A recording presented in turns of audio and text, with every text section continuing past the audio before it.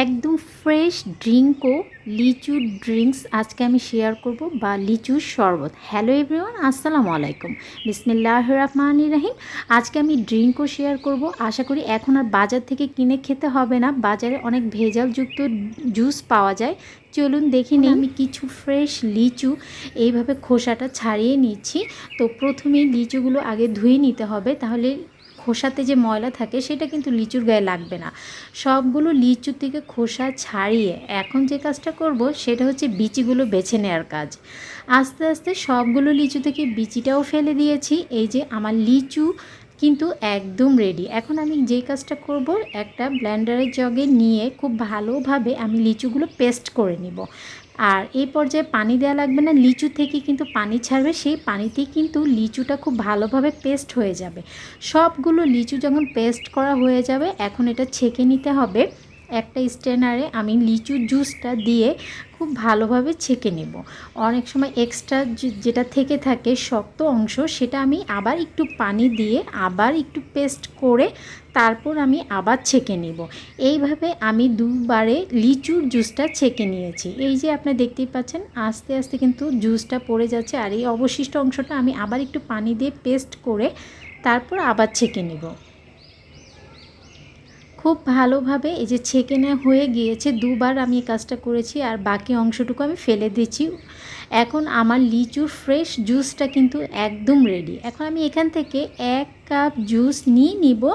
এই 1 cup juice দিয়ে আমি জেলো বানিয়ে নিব। আগে ড্রিঙ্কর ভিতরে যে ছোট ছোট জেলো থাকে সেটাই আমি আগে তৈরি করে নিব।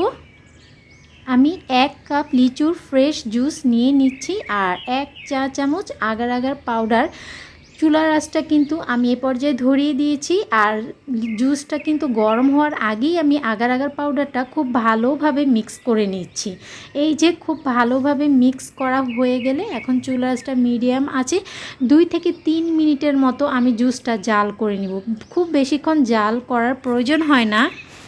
যখন একটা বলক চলে আসবে, এই যে হয়ে গিয়েছে, এখন যে পাত্রে আমি জেলোটা সেট করব সেই বাটিটাতে আমি পুরো জেলোটা নিয়ে নিব। আর এটা সেট হতে খুব বেশি সময় লাগে না, 5 থেকে 10 মিনিটের মধ্যে এটা সেট হয়ে যায়। আর আপনারা যদি ফ্রিজে রেখে দেন তাহলে 3 মিনিটের মধ্যেই এই জেলোটা রেডি হয়ে যাবে। তো আমি দ্রুত ঠান্ডা হওয়ার জন্য এটা আমি ফ্রিজে রেখে দিব।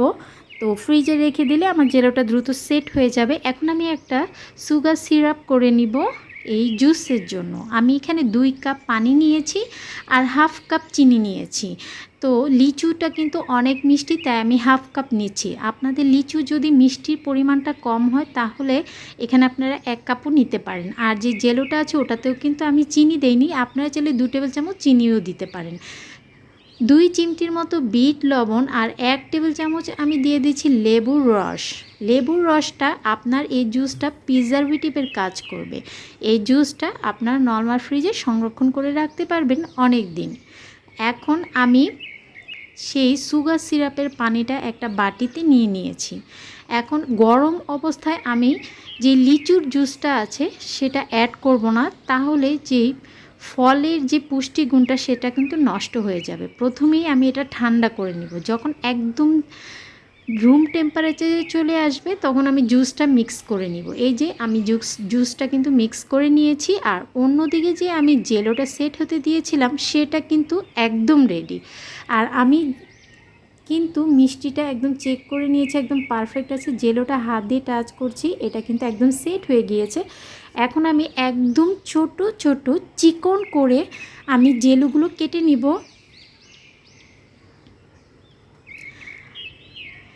যেহেতু ড্রিঙ্কসের মধ্যে এগুলো কিন্তু অনেক ছোটোভাবেই থাকে, এই যে আপনারা দেখতেই পাচ্ছেন আমার ড্রিঙ্কর জন্য যেই ভিতরে জেলোটা থাকে সেটা কিন্তু আমি রেডি করে নিয়েছি। এই যে এটা কিন্তু একদম সফট, চাপ দিলেই কিন্তু ভেঙে যাচ্ছে।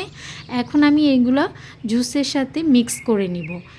আর আপনারা চাইলে বরফ দিতে পারেন অথবা ফ্রিজে রেখে ঠান্ডা ঠান্ডা পরিবেশন করতে পারেন। একবার এই ড্রিঙ্কও যদি কাউকে খাওয়ান তাহলে কিন্তু আর বাজার থেকে কিনে আনতে হবে না, বাসায় এই লিচু সিজনে অবশ্যই আপনারা এই ড্রিঙ্কটা করে খাবেন। আশা করি আপনাদের কাছে খুবই ভালো লাগবে, আপনাদের ফ্রেন্ডস এবং ফ্যামিলির সাথে শেয়ার করবেন। আর এই ড্রিঙ্কও কিন্তু বাচ্চা থেকে বড় সবারই অনেক পছন্দ। আজ এখানেই বিদায় নিচ্ছি, সবাই ভালো এবং সুস্থ থাকবেন। আসসালামু আলাইকুম, আল্লাহ হাফিজ।